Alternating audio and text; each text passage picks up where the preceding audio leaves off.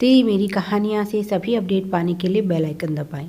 आज की कहानी है तुम्हारी माँ चोर है, उसने मेरे गहने चुराए हैं।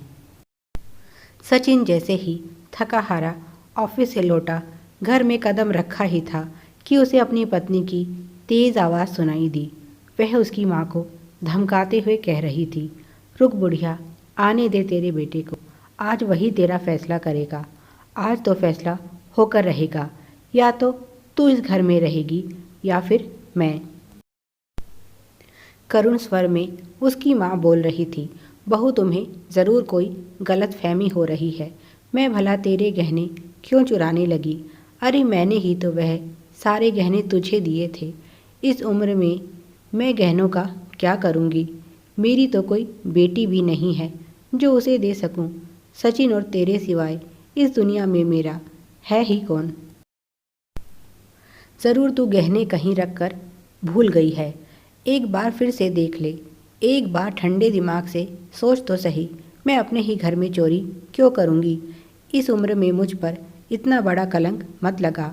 मैं जानती हूँ तू मुझे इस घर से निकालना चाहती है, पर मैं कहाँ जाऊँगी? मेरा कौन है इस दुनिया में जो मुझे सहारा देगा? देख, तेरे पास अब भी समय है, रोक ले अपने बहकते कदमों को। सच्चाई हम दोनों जानती हैं, उस ऊपर वाले से कुछ छुपा नहीं है। उस ईश्वर से डर और मुझ पर ऐसा घिनौना इल्ज़ाम मत लगा, मैं इसे बर्दाश्त नहीं कर पाऊंगी। माँ रो रही थी और पत्नी तेज तेज स्वर में उन्हें अपशब्द कहे जा रही थी। सचिन ने घर में कदम रखा और चिल्लाया, यह क्या तमाशा लगा रखा है तुमने? पत्नी मेनका चिल्लाई, तमाशा तो तुम्हारी माँ ने बना रखा है, हमारा। कब्र में पैर लटक रहे हैं, पर फिर भी मुझे परेशान करने का कोई मौका नहीं छोड़ती। इन्हें बोल दो सीधी तरह से मेरे सारे गहने लौटा दे, नहीं तो मैं इन्हें पुलिस में दे दूंगी। बहुत लिहाज कर लिया मैंने इनकी उम्र का, अब और बर्दाश्त नहीं करूंगी। और अगर गहने नहीं लौटा सकती तो अभी इसी समय यह घर छोड़कर चली जाए। सचिन ने पत्नी को समझाने के लहजे में कहा, तुम कैसी बहकी बहकी बातें कर रही हो? माँ अपने ही घर में चोरी क्यों करेगी? माँ बोली, बेटा यही तो मैं कब से बहू को समझाने की कोशिश कर रही हूँ कि मैं अपने ही घर में चोरी क्यों करने लगी।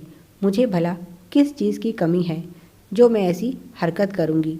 मेनका बोली, यह तो तुम ही पूछ लो, पर मैं केवल इतना जानती हूँ कि मेरे गहने तुम्हारी माँ ने चुराए हैं, और जब तक मुझे मेरे गहने नहीं मिल जाते तब तक ना मैं खुद आराम से बैठूंगी और ना किसी और को बैठने दूंगी। सचिन को भी गुस्सा आ गया और वह बोला, तुम्हारे पास क्या सबूत है? किस आधार पर तुम मेरी माँ का इतना अपमान कर रही हो? किसी की शराफत का इतना फ़ायदा भी नहीं उठाना चाहिए। तुम्हें पता नहीं है सास कैसी होती है। अगर सच में इन्होंने तुम्हारे साथ सास का बर्ताव किया होता तो आज तुम्हारी इतनी हिम्मत नहीं बढ़ जाती। परिवार में शांति बनी रहे, इसीलिए हम माँ बेटा तुम्हारी सभी हरकतों को सहन करते आ रहे हैं, पर तुम पर कोई असर नहीं। तुम्हें घर छोड़कर जाना हो तो खुशी से जा सकती हो, माँ कहीं नहीं जाएगी। और रही बात तुम्हारे गहनों की, वह मेरी माँ के पास नहीं तुम्हारी माँ के पास हैं। तुम्हें क्या लगता है मैं बिल्कुल मूर्ख हूँ? अभी कुछ दिनों पहले ही तुम अपने भाई की शादी से होकर आई हो, सारे गहने शादी में तुमने पहने हुए थे। मेनका बोली, हाँ तो मैं कब मना कर रही हूँ? भाई की शादी में मैंने सभी गहने पहने हुए थे और मैंने उन्हें लाकर अलमारी में रख दिया था, और आज जब उन्हें देखा तो वे अपनी जगह पर नहीं थे। इस घर में हम तीनों के सिवाय और कौन रहता है? तुम गहनों का क्या करोगे? और मैं अपने गहने क्यों छुपाने लगी? ज़रूर यह तुम्हारी माँ का काम है। सचिन बोला, मैं यह करना तो नहीं चाहता था, पर तुमने मुझे मजबूर कर दिया है। रुको, अभी तुम्हारी सारी गलतफहमी दूर करता हूँ। वह घर से बाहर गया और उसने फ़ोन करके किसी को बुलाया। मेनका भी जानना चाहती थी कि आखिर कौन है जिसे सचिन बुला रहा है। कुछ ही देर में मेनका के पिताजी उसकी माँ के साथ वहाँ पहुँच गए। सचिन ने उनका स्वागत किया। मेनका के पिताजी ने सचिन की माँ से हाथ जोड़कर माफ़ी मांगते हुए कहा, समधन जी मुझे माफ़ कर दीजिए, शायद मेरी परवरिश में ही खोट है। मैं अपनी बेटी को अच्छी शिक्षा नहीं दे पाया। पर आप तो बड़ी हैं, जैसे आज तक आप उसकी हर भूल को माफ़ करती आई हैं, इसे भी भूल जाइएगा। और उन्होंने एक पोटली खोलकर सामने टेबल पर रख दी, जिसमें मेनका के सारे गहने थे और उसकी माँ सर झुकाए अपराधी की तरह खड़ी थी। यह दृश्य देखकर मेनका से कुछ कहते नहीं बन रहा था। उसकी ज़ुबान जैसे जम गई थी। उन्होंने मेनका से कहा, यह तो दामाद जी की शराफत है, जो सब कुछ जानने के बाद भी तुम्हें इस घर में रहने दिया। अगर उनकी जगह मैं होता तो कब का तुम्हें धक्के मारकर घर से निकाल देता। तुम्हारे कारण आज मैं तुम्हारी सास से नज़रें मिलाने के काबिल नहीं रहा। मेनका ने कुछ कहना चाहा, पर उसके पिताजी बोले, आज से मेरे घर के दरवाजे तुम्हारे लिए हमेशा के लिए बंद हो गए हैं। तुम माँ बेटी ने यह सब करते समय एक बार भी नहीं सोचा, अगर यही तुम्हारी भाभी तुम्हारी माँ के साथ करे तो तुम्हें कैसा लगेगा? कोई तुम्हारी माँ को चोर बोले, तुम बर्दाश्त कर पाओगी?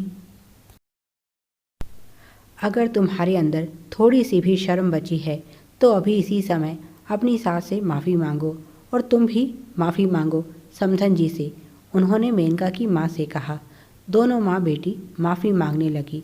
सचिन की माँ बोली, समधन जी, यह तो नादान है, पर आपसे ऐसी उम्मीद नहीं थी। आप जैसी माँ ही होती हैं जिनके कारण उनकी बेटियों का सुखी संसार बसने से पहले ही उजड़ जाता है। मेनका के पिताजी बोले, समधन जी, आप चिंता मत कीजिए, मैं अपनी बेटी का संसार नहीं बिगड़ने दूंगा। आपसे यही प्रार्थना है कि आप इसकी भूल चूक माफ़ करके इसे अपना लीजिए, और बाकी इन दोनों माँ बेटियों को सज़ा तो मैं दूंगा। अब यह ज़िंदगी भर एक दूसरे को देखने के लिए भी तरसेंगी। इन्हें इनकी गलती का एहसास होना बहुत ज़रूरी है, और इससे बढ़कर इन दोनों के लिए क्या सज़ा हो सकती है कि अब कभी जीवन में एक दूसरे से नहीं मिल पाएंगी।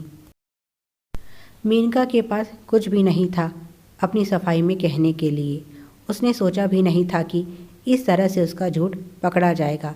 जिस समय उसने सारे गहने माँ को दिए, शादी की आपाधापी में माँ उन्हें अलमारी में रख कर भूल गई, और मेनका के पिताजी ने एक दिन उन्हें देख लिया।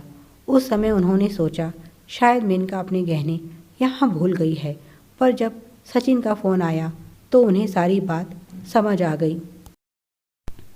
उन्होंने अलमारी में जाकर गहने देखे तो वे अब वहाँ नहीं थे। जब उन्होंने मेनका की माँ से सख्त लहजे में गहनों के बारे में पूछा तो उन्होंने सब कुछ बता दिया।